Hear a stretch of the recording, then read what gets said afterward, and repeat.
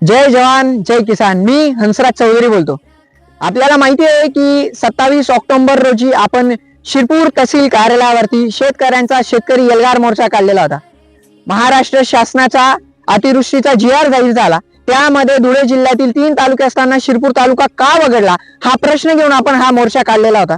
त्याच पद्धतीने शेतकऱ्यांचा 7/12 करूया कोरा कोरा कोरा असं सांगून जे राज्य सरकार सत्तेत आलं, त्या राज्य सरकारला विचारण्यासाठी की शेतकऱ्यांची संपूर्ण कर्जमाफी कधी होणार, हे असे विविध प्रश्न घेऊन आपण शेतकरी एल्गार मोर्चा काढलेला होता। 27 ऑक्टोबरला शिरपूर तालुक्यातील तमाम लढवय्ये शेतकऱ्यांना घेऊन आपण हा शेतकरी मोर्चा यशस्वीरित्या पार पडला। थेट बैलगाड्यासह आपण तहसील कार्यालयावरती धडक दिली आणि त्याचा फायदा असा झाला शेतकऱ्यांना की जे अनेक थकीत पीक विमे होते, ते अनेक थकीत पीक विमे शेतकऱ्यांना पडायला सुरुवात झाली। 28-29 तारखेला जो अवकाळी पाऊस झाला, त्या अवकाळी पावसामुळे शासनाने 1947 इतके पंचनामे केलेले होते। त्या केलेल्या पंचनाम्यांचे पैसे शेतकऱ्यांना पडायला आता सुरुवात झाली। काही ठिकाणी कोणत्या शेतकऱ्यांचे पंचनामे झाले, त्यांचे नाव आले, तर हे सगळं एकूणच आपल्या आंदोलनाला यश मिळालं।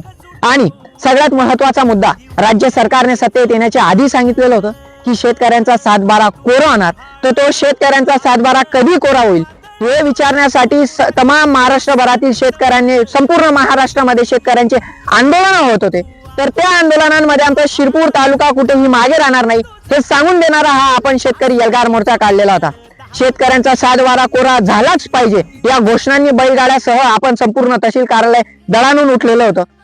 देशात आणि राज्यात शेतकऱ्यांची चळवळ जशी आहे तशीच या शहरात, या तालुक्यात, प्रत्येक गावात ही शेतकऱ्यांची चळवळ अशीच अखंडपणे सुरू राहू, हीच अपेक्षा घेऊन ही केली होती। आणि याची सर्वस्वी जबाबदारी आता जी आमची पिढी जनझेड आहे, ही त्यांची जबाबदारी आहे की ही शेतकऱ्यांची ही जी चळवळ आहे ही अखंडपणे युगो चालू राहू आणि शेतकऱ्यांना न्याय मिळत राहू। शेतचे तमाम लढवय्ये शेतकऱ्यांचे मी आभार व्यक्त करतो। असंच अखंडपणे आपण येत्याही काळात भेटत राहू, तुमच्यासाठी आवाज बनवून लढत राहू आणि 100% ही चळवळ अखंडपणे सुरू ठेवत राहू।